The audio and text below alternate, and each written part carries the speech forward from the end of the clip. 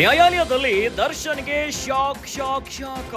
ಒಂದೆಡೆ ಕೇಶವ ಮೂರ್ತಿಗೆ ಹೈಕೋರ್ಟ್ ಜಾಮೀನು ಮಂಜೂರು ಮಾಡಿದೆ. ಇತ್ತ ದರ್ಶನ್ ಜಾಮೀನು ಅರ್ಜಿಯನ್ನ ಮುಂದೂಡಿದ ಹೈಕೋರ್ಟ್.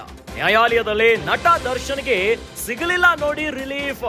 ನಟ ದರ್ಶನ್ ಜಾಮೀನು ಅರ್ಜಿ ಮತ್ತೆ ಮುಂದೂಡಿಕೆ ಮಾಡಲಾಗಿದೆ. ಸೆಪ್ಟೆಂಬರ್ 27ಕ್ಕೆ ಮುಂದೂಡಿದೆ ಕೋರ್ಟ್. ಈಗ 57ನೆಯ ಸಿಸಿಎಚ್ ನ್ಯಾಯಾಲಯದಿಂದ ಮುಂದೂಡಿಕೆಯನ್ನ ಮಾಡಲಾಗಿದೆ. ಇನ್ನೊಂದೆಡೆ ಆಕ್ಷೇಪಣೆಯನ್ನ ಸಲ್ಲಿಸಲು ಅವಕಾಶವನ್ನ ಕೇಳಿದ್ರು ಪೊಲೀಸರು.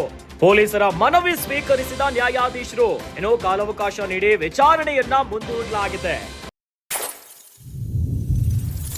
ರೇಣುಕಾಸ್ವಾಮಿಯ ಭೀಕರ ಕೊಲೆ ಪ್ರಕರಣದಲ್ಲಿ ಪ್ರಮುಖ ಆರೋಪಿಯಾಗಿ ಜೈಲಿನಲ್ಲಿರುವಂತಹ ದರ್ಶನ್ಗೆ ಕೋರ್ಟಿನಲ್ಲಿ ದೊಡ್ಡ ಶಾಕ್ ಎದುರಾಗಿದೆ.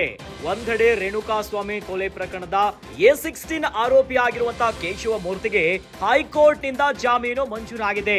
ಇತ್ತ ದರ್ಶನ್ ಜಾಮೀನು ಅರ್ಜಿಯನ್ನ ಸಲ್ಲಿಸಿದ್ರು, ಆದ್ರೆ ಹೈಕೋರ್ಟ್ ಈಗ ಮುಂದೂಡಿದೆ. ನ್ಯಾಯಾಲಯದಲ್ಲಿ ನಟ ದರ್ಶನ್ಗೆ ಸಿಗಲಿಲ್ಲ ನೋಡಿ ರಿಲೀಫ್.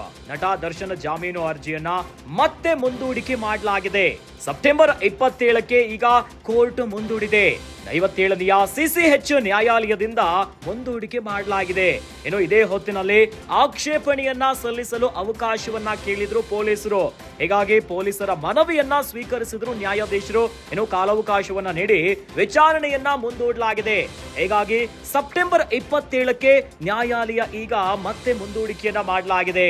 ನ್ಯಾಯಾಲಯದಲ್ಲಿ ನಟ ದರ್ಶನ್ಗೆ ಸಿಗಲಿಲ್ಲ ನೋಡಿ ರಿಲೀಫ್. ಈ ಮೂಲಕವಾಗಿ ನ್ಯಾಯಾಲಯದಲ್ಲಿ ದರ್ಶನ್ಗೆ ಬಿಗ್ ಶಾಕ್ ಎದುರಾಗಿತ್ತು.